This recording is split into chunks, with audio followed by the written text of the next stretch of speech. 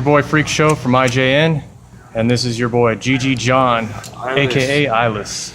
No, that's the one that did Suicide right there. Yeah, Suicide, that's the track right there. We made that shit while I was locked up. I was in work release. That's how I made the entire first album.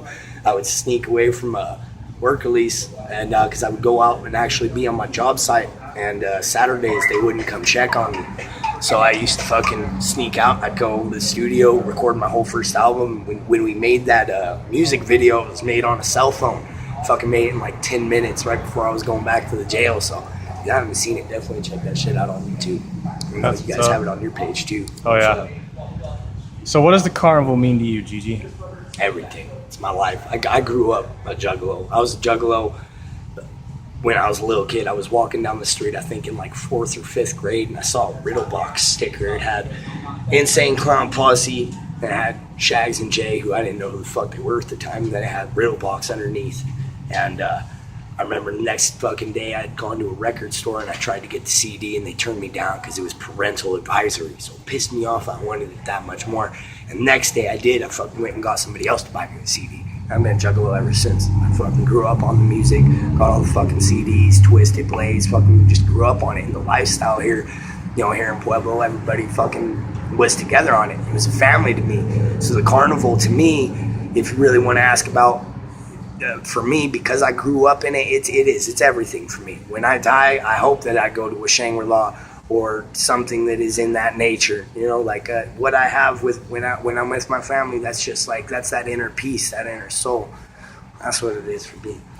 I think you just answered my second question, because my second question was going to be, what does the family mean to you, and what have you pretty much gotten out of the family? You know what I mean? The family means, for me, because I don't necessarily believe in a higher being. I believe that every person is their own God.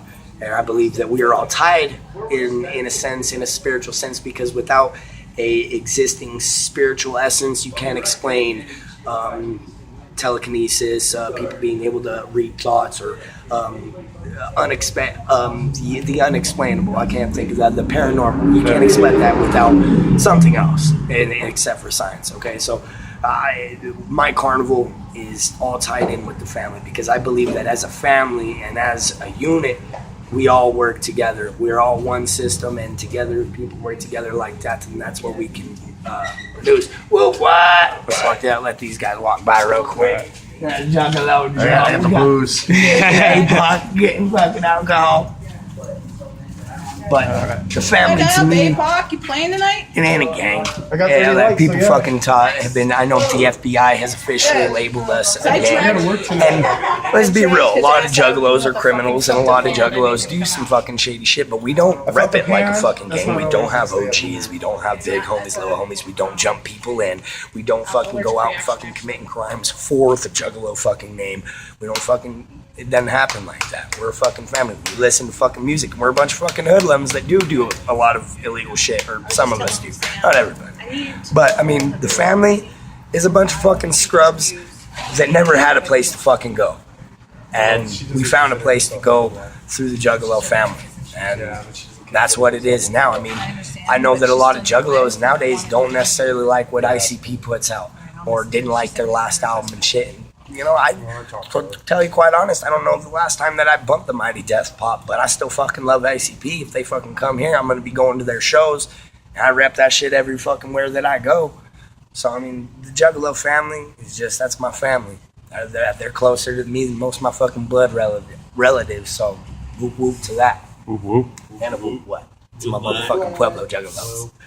How'd you start doing all this music stuff, and what does it mean to you? What does your music mean to you? I started doing music.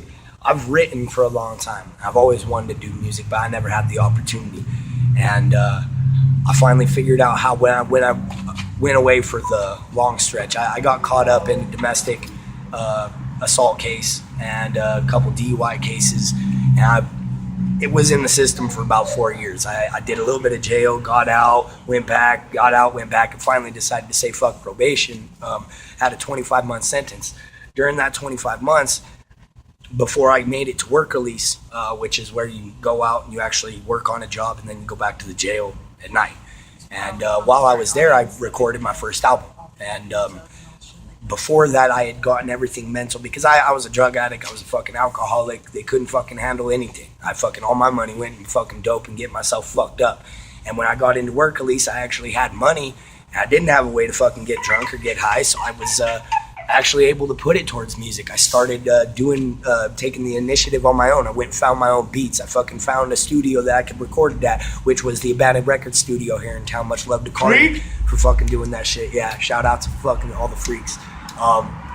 Then after a while, I fucking Joe Jr., Two Whoops, DJ JJ, Caveman, fucking APOC. I saw the SoCo Ninja Crew because Whoop What. I was around when Whoop What was originated. And then I got out and it was a song and there's videos for it in SoCo. So, I mean, those were my boys. And we started talking. They heard what I was putting down and we kind of fucking just got it together like that. We started making a little bit of music and I was kicked out of work, at least. My 15-year-old cousin committed suicide. And I flipped out, came back real drunk, and they kicked me out. And I spent the rest of my time in county. But that rest of the time while I was in county, I did nothing but dedicate myself to that music.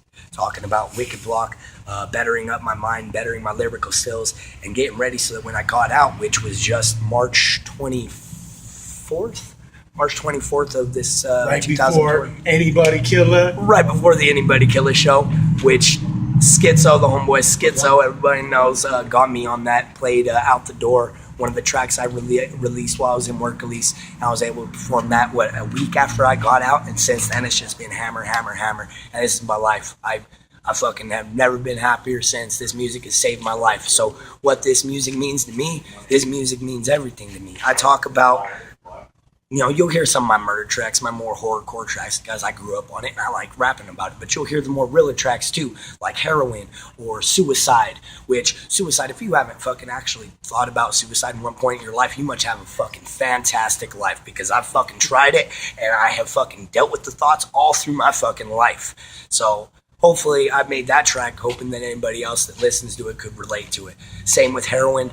Pueblo is fucking locked up with that fucking shit right now. A lot of my good friends have fucking died from the shit, are still doing it today, and all started from fucking pills and opiates and shit. So I made that track. It's kind of like a fuck you to heroin, because I fucking hate that shit. I fucking don't like it at all. You got some of my other tracks. I got my more weird tracks. I'm a slut. Ladies, come on, what's up? Let's get some. But, hey, I'm a slut. So, I got like Eat the Kitty, where I just talk about eating pussy, and that is real shit. Best believe, you ladies, imagine me when I'm fucking doing that shit. That's what my music means to me. It means what my life is like. So if you can listen to it and you hear my shit and you can relate to it, then you're probably just relating to what my life is. And I have nothing more, but that's respect for that. I respect anybody that can fucking relate to my shit straight up. That's life, Eyelezz. So is there anything you have to say to anybody that's going to be watching this and them new school juggalos? New school juggalos. New school, old school. I know there is a lot of fucking old school juggalos fucking always fucking act like, oh, these new schools don't fucking know what's up. Give them a fucking chance. New school juggalos, don't get discouraged about anybody fucking talking shit. You're a juggalo just like anybody else. Doesn't mean how fucking old you are. That's kind of like what our what shit is. I mean, eventually ICP, eventually all the dudes that I grew up listening to probably ain't gonna be making music, or if they are, it's gonna be, they'll put out a CD, but they might not tour across the fucking country. So for me, I mean, this whole what thing fucking trying to like re-energize it. I am a juggalo and I rep that everywhere I go. So I rep it in my fucking music. So new school juggalos, check out fucking music. We're fucking doing this shit for y'all so that we can fucking party with y'all, come do fucking shows and shit. And other than that, the only thing I really have anything to say is much love to anybody. Much love to Insane Juggalo Nation. Much love to anybody that fucking supports us. Wickid Block Records. Much love to Pueblo Colorado, 719. Keep it wicked. Wickid Block repping. Fucking Eyelezz. Cross life. What? What?